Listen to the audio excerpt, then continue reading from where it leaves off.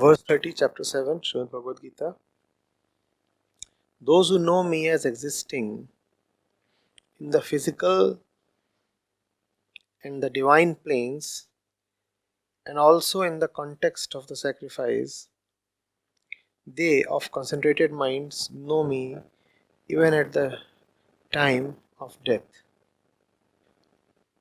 Acharya ji Pranam.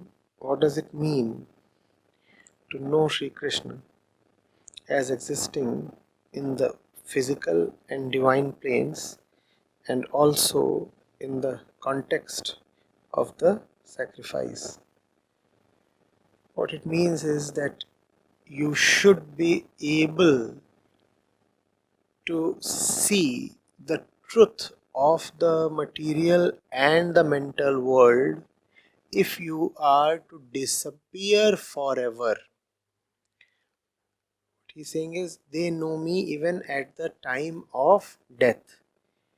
If you are to fully die, if you have to ultimately remember Krishna, then you have to remember Krishna continuously.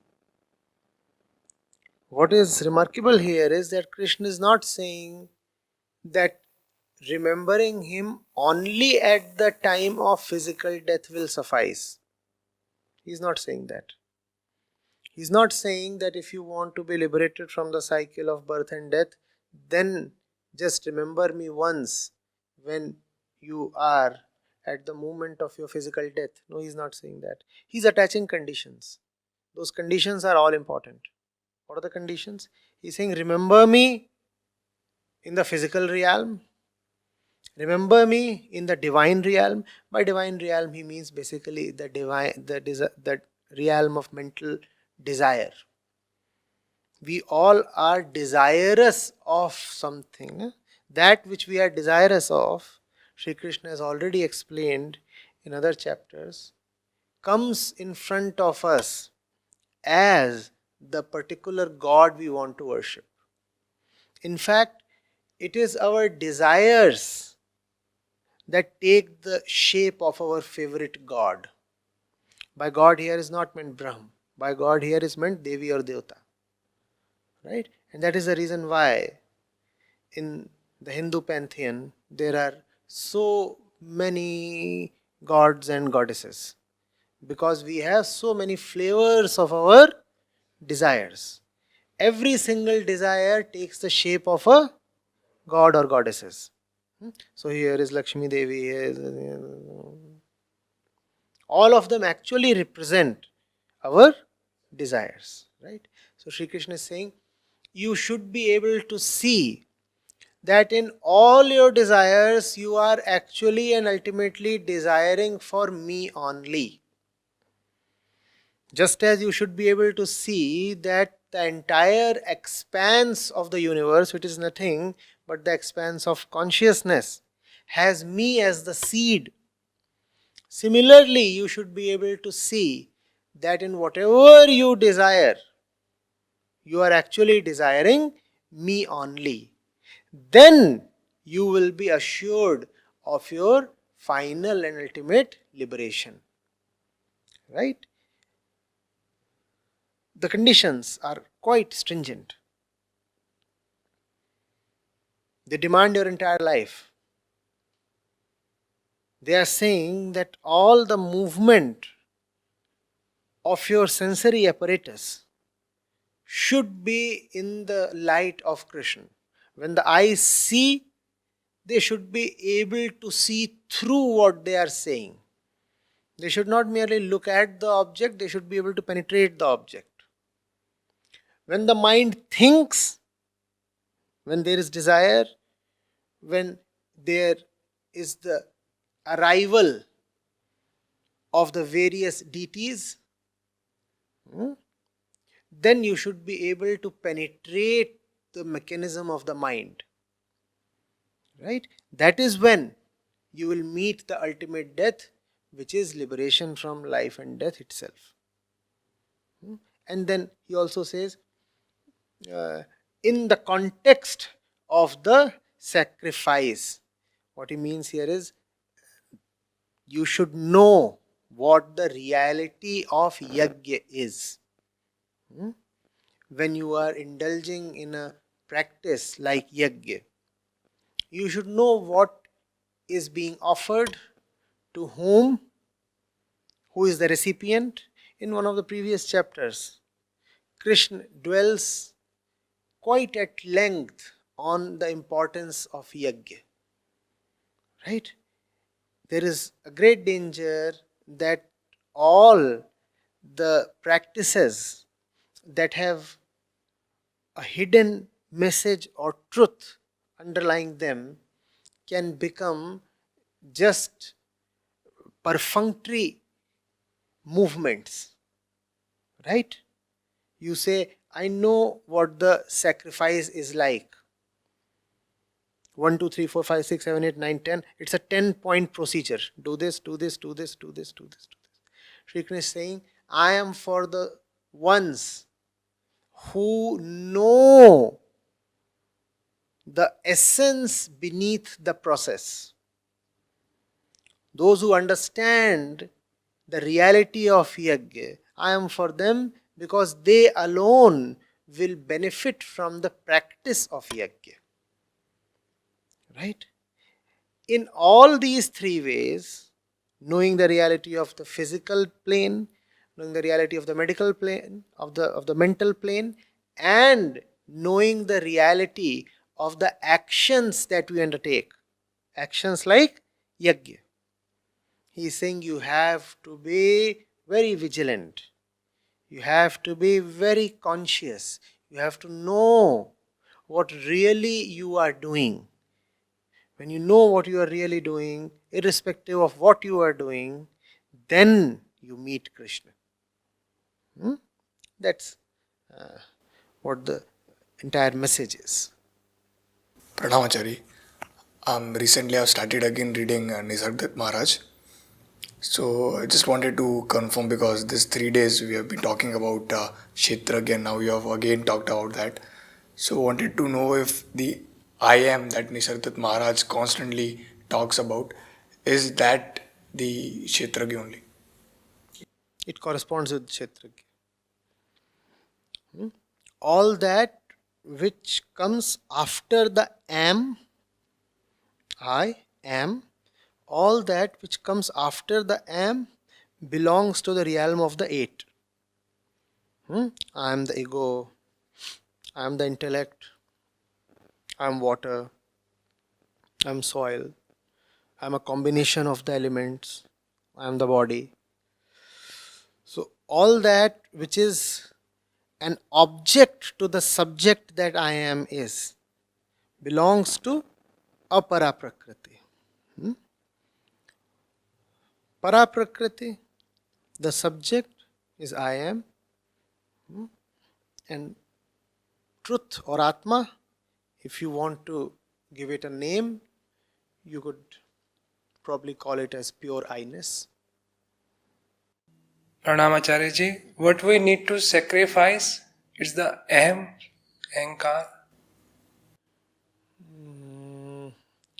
The I am needs to find the one above it more attractive than the eight below it. There are eight available to you on one side. And there is the one available to you above yourself. So you have to choose the one rather than the eight. This is called sacrifice. Now what is being sacrificed? The eight. The eight are being sacrificed for the sake of the one. So the I am will make a decision to not to say I am fire, water, body, ego, intellect. The I am makes a decision to say I am that. I am that. And this is sacrifice.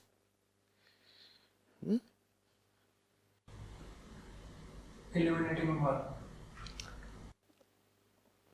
You could say that. Do you see how the sacrificial procedure is? the 8 are put into the fire. And the fire carries them upwards. How does it carry them upwards? By firstly destroying them. So the 8 are gone, rather sublimated. You have said these 8 are of very little value compared to the 1. There is a better question you could ask. We usually denote the ego by I. If the I belongs to Paraprakriti, how is I am belonging to Paraprakriti? No? When Krishna is saying that along with the 5 earthly elements, Mana, Buddhi and Ahankar also belong to Aparaprakriti. And equally we said that Paraprakriti is I am. Then how is it possible that Ahankar belongs to the lower level, whereas I am belongs to higher level? It's a bit tricky to understand. Pay attention. There is the ego that can be watched, and there is the ego that watches. If the ego can be watched, then the ego belongs to the lower level. And if the ego raises itself a little higher than its normal position in order to watch its normal functioning, then the same ego is to be called Paraprakriti. Right? So that's what the Upanishads mean when they say illuminate yourself through yourself. They say let the mind illuminate the mind. It's a beautiful quote. Let the mind illuminate the mind. So that's the thing with the mind. It can either belong to the object level or it can belong to the subject level. When for example we say watch yourself, you are being watched, and who is the watcher? You are also the watcher. That's the thing. Be your own watcher. Watch yourself. Right? That's the kind of thing the ego is capable of. The story does not stop here. So there is the I at the lowermost level, at the apara level. Then there is the I at the para level, which you refer to as I am. Who is the one who meets Krishna? I itself meets the Krishna. And when the I meets the Krishna, Krishna and I are one and inseparable. So the I can occupy all the 3 levels. Aparaprakriti, Paraprakriti, and the beyond. That's the great potential and possibility of the I. Do you see this? That's how capable we are, and that's how unfortunate we are. Look at our potential in terms of uplifting ourselves as well as destroying ourselves. We can either reduce ourselves to the very object level, which is called objectification of the self. Don't we often objectify ourselves?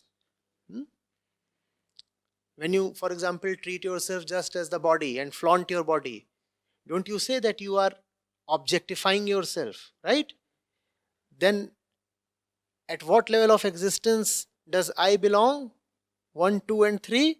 3, the lowermost. You have turned yourself into the object. Or the I could be a subject, right? At the Paraprakriti level, as the seer level, at the Kshetragya level, right? Then you are doing some good to yourself. Now you are the watcher. You are observing. You are a spiritual practitioner. You observe life. And if your practice is rigorous enough, then you ascend to the transcendental heights. Beyond, beyond and gone. Now the I is one with truth. So all these 3 possibilities are available to the I. Okay?